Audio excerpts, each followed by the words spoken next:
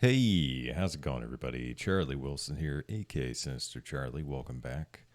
Yeah, I used to do these Mike Burnfire videos a lot, but I think I did them all, but I guess I didn't do this one. This is Zach rants about SMGs in the Army. It's like it. I was in the CBs or in the Navy for 6 years, but I was in the CBs when I was in. Did convoy security. The only SMGs I can. Well, I don't know if is an M240 Bravo a submachine gun, because that's what I had when I was a gunner for convoy security. I don't know too much about guns in general, really. I mean, I'm surprised I got through Iraq, but yeah, let's get into it. I haven't done one of these in God knows how long. Also, I wonder, with the military now adopting an actual submachine gun, if they're going to be doing more of issuing rear echelon troops, like what? And I sorry to pause it. World record 9 seconds. Yeah, if Zach knows a lot more about guns than anybody I've ever met, so I obviously he'd be very excited. Would have been my job, a submachine gun. Would they even want to?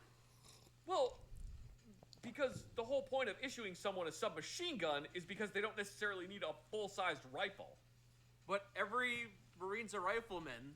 So Boo. That's going to pertain more to the Army than the Marines. So every soldier's not a rifleman. No. No. Every soldier is initially trained on how to use a rifle, but like you get a lot of rear echelon troops Sorry, that I didn't realize the sound was down.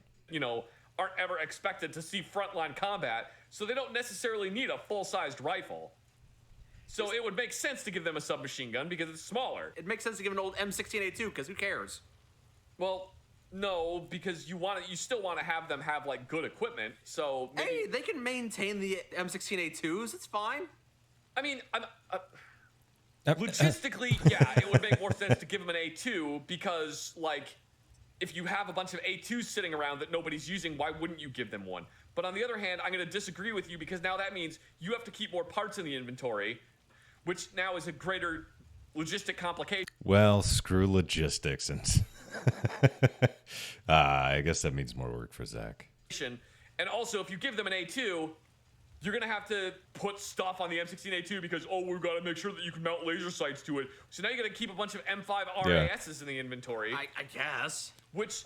Sorry, I don't mean to pause it so much so soon, but when I was in Iraq, they issued us ACOGs, and I never wanted to use that thing just because we were on a convoy security team. I don't know when we would really need ACOGs, especially if I was a gunner. I don't know why I need an ACOG on my M4 when I've got the M240 Bravo. I have a 9mm Beretta as well. I got to tell a story about that at some point. People want to hear military stories from me. The Army is going to be like, yeah, you have to make sure that when the Marines first entered Iraq and Afghanistan, the detachable carry handles on their M16A4s, they considered an essential piece of equipment. So they made the Marines keep the detachable carry handle with their M16A4s, even though they gave the Marines ACOGs and different optics to put on the top of it. So there's all these pictures of Marines running around with M16A4s with a detachable carry handle bolted to the bottom of the rifle. Stupid. Yeah, so you end up with a bunch of images of Marines running around with They just don't want a bunch of Marines losing them is what it is, honestly, which would probably happen. M16A4s with a detachable carry handle bolted and then wired to the bottom so they don't lose it. Well, Marines are stupid, so ridiculous. no offense. It's a detachable, it's like... People in the Navy are stupid too, by the way. It's just not a Marine thing. It's not going to retain zero. If you zero a detachable carrying handle to an M16A4 and then remove the detachable carry handle and put it somewhere else, if you try to put that back on the top and then zero it again, it's not going to be zeroed. No. I hated So zeroing. it was just with really the stupid. ACOG. It was this massive oversight that just added several ounces to the weapon's weight for no reason because the Marines might lose it and they might need a Somebody backup will sighting lose system. I It was guarantee so it. stupid. It sounds stupid, yes. So the point I'm trying to argue is if you give an M16A2 to rear echelon soldiers, somebody high up in the chain of command is going to go, oh, well, we still have to make sure that they're a lean, mean fighting machine and that they've got their ACOG, which we're going to attach to the carry handle, and they've got their full rail system with their night vision sighting scope, with the vertical foregrip on there. When we went from an M16A2 to the upgraded M16A2 with the Knight's Armament M5 RAS, I don't know any of this. I didn't know what that meant. All the rail panels on there. I know very little about guns. Well, compared to Zach, obviously. They made us send you on this tangent. They made us put a vertical foregrip on it, and we were not allowed to take it off. Which it says in the manual for that the vertical foregrip and rail panels are to be added onto the weapon at the end user's discretion. Discretion. The individual soldier is supposed to go, yes, I want this broom handle vertical grip on it. Yes, I want these rail panels. No, I don't want these rail panels. But they made us put all of that shit on there. So that was an extra, pound that I had to add to my rifle for literally no reason.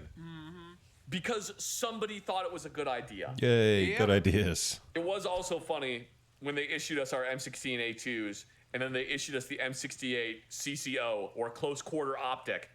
When they issued us that, basically everybody was complaining about getting a red dot optic. Nobody was happy about it. Why? Yeah. Because we'd all been trained on iron sights. Oh, okay. So we were all like this. Yeah, I before Iraq, I'd never had an ACOG, never had, red dot sight. It would just seem kind of pointless, especially for what we did. We weren't like busting down doors and stuff. We were doing convoy security missions in Iraq. I don't know why I would need it. Yeah, but it was optional. It was optional, and most of it. I got one at first, and then I just gave it back to the armory. I was like, nah, I don't. It's not. It's too much. This is fucking stupid. What is this stupid Call of Duty future bullshit? Did you get used to it though? Eventually, yeah, you got used to it. But now it's like if you don't have a red dot optic on your rifle, you're like a fucking caveman. So what you're saying is they were right. You were just hesitant to adapt change. Yes, but that's not the point I'm trying to argue is that yes, you could give M16A2s to rear echelon troops, but somebody in the chain of command is going to go, well, I want all this extra bullshit on there because it looked cool and Army future. Okay. So I fully embrace the military being like, yeah, we're going to adopt the submachine gun, and I really hope that what they're doing is issuing the submachine guns to rear echelon troops that don't necessarily need a full-sized rifle. Okay. I think that would be a very good addition. Because I'm pretty sure, correct me if I'm wrong, but the M16 that you had an A2 when you were in service, correct? Yes. At the very tail end of service, you were issued the A4. Yeah. Yeah. When you were issued the A2, was it just the plastic handguards? Yes. Okay. And then the A4 actually had Picatinny rails. Yes. See, when I was issued the M16A2, I was in at this weird time where they issued us the M16A2. So for the longest time, I just had the plastic handguards one. And then they issued us the new upgrade program for I forget what the specific upgrade was, but it was basically an M16A2 with the Knight's Armament M5 RAS and then a gooseneck mount with an optic stuck on it. So our M16A2s went from being like a 7-pound rifle to like a 9.5-pound rifle. Yeah, it sounds really annoying. For basically very little benefit. And then when I came up with the bright idea of the rail system has a bolting system to it so that you can put optics on the rail system and have them retain 0. So why don't I just take the M68 CCO off of this stupid gooseneck mount and just mount it to the rail system? No, you have to keep the gooseneck mount. Why? The gooseneck mount is setting it up because military, the lower third bro. Co-witness, but now it restricts the diameter of the carry. It restricts the diameter of the carry handle. So now I basically have a little tiny tunnel I have to look through to use the iron sights, and then it's just this big block that's blocking out the bottom of my M68. It was the whole thing was just kind of a weird clusterfuck. Well, that's the military, man. Sounds like it. Boom, boom. All right, cool, good stuff. A lot of that, what he was saying, I had no idea what the hell he's talking about. But then again, I'm not an armorer or a weapons tech like he is. I think my camera's a little off. I don't know. There you go. Thanks for watching, everybody. I really appreciate it. Please like and subscribe down below. if you makes me feel good inside, I just have to do that.